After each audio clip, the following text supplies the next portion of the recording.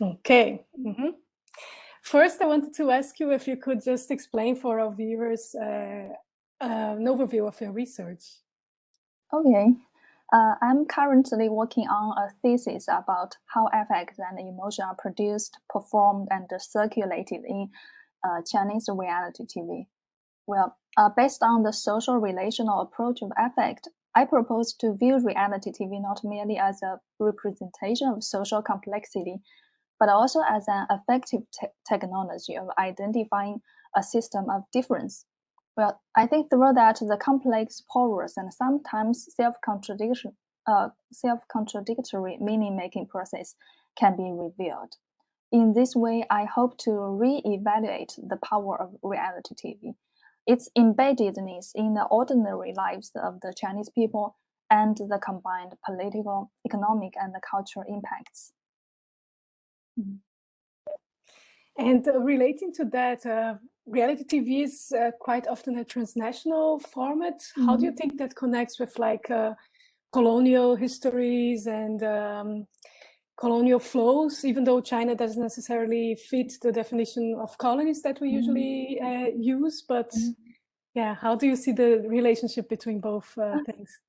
Well, when talking about reality TV, I find that many scholars argue it is neoliberal in the logic. So if you consider neoliberalism or neo-colonialism as offshoots or veiled forms of colonialism, then yes, I think that the proliferation of reality TV formats worldwide as its derivative seems to confirm the global triumphant of the new form of colonialism. But I think it is also important that we think more local factors. I mean, despite the trading of the reality formats is global, the success of national or regional versions depends highly on adequate local adaptations. So it is important that we do not close down the possible complexities of how reality TV works in different societies.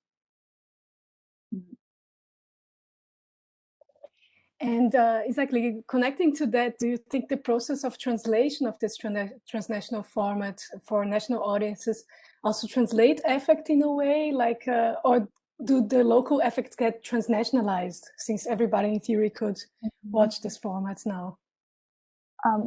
Well, I think it's better to view such a process as localization or cultural hybridization.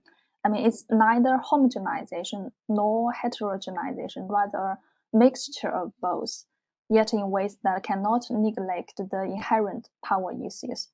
But in my analysis, I find that the effective discourse in Chinese reality television is created within the intricate tension between the global and the local.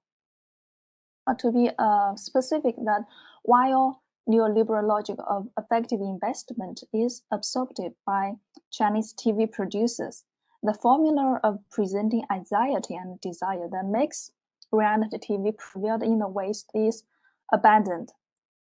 Rather, modern psychological thinking and traditional cultural resources of Confucian family affection are appropriate by them to offer an effective and moral education. Also, to obliterate negative effects of privatization and commercialization with the collectivist and relational subjectivity.